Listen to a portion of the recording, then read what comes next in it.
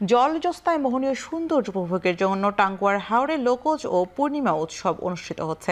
সন্ধ্যা থেকে শুরু হওয়া এই উৎসবটি চলবে মধ্যরাত পর্যন্ত। এ বিষয়ে আরো জানাতে সুনামগঞ্জের ট্যাকেরঘাট এলাকা থেকে আমাদের সঙ্গে যুক্ত হচ্ছেন লিপসন আহমেদ। লিপসন, পুরো আয়োজনে কি থাকছে, কেমন সাড়া দেখছেন, বিস্তারিত জানাবেন।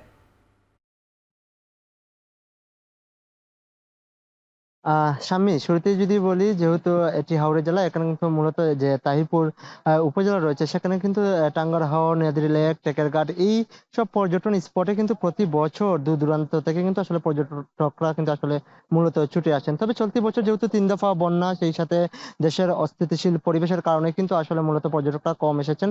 যার ফলে এই যে শেষ মৌসুমে, অর্থাৎ যেহেতু হাওরের পানি শুকিয়ে যাচ্ছে, যার ফলে কিন্তু পর্যটকরা যাতে শীত মৌসুমেও আসে, সেজন্য কিন্তু হাউস বোট অনার অ্যাসোসিয়েশন কিন্তু আজকে সন্ধ্যা থেকে কিন্তু লোকজ একটি গানের অনুষ্ঠান, সেই সাথে বড় পূর্ণিমা আজকে।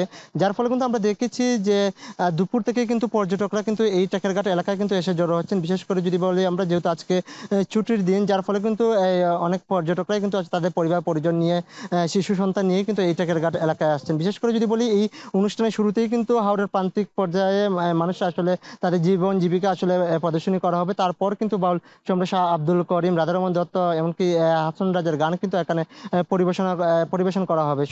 তো এখানকার পর্যটক হাউসবোটের মালিকরা যেটি বলছেন, যেহেতু তারা এই বছর পর্যটন শিল্পে বড় একটি ধস নেমেছে, যাতে তারা শীত মৌসুমে কিছু পর্যটকরা এই হাওরের সৌন্দর্য উপভোগ করতে আসেন, যার ফলে কিন্তু আসলে মূলত এই আজকের যে উৎসব, সেই উৎসবের কিন্তু আসলে মূলত আয়োজন করা হয়েছে।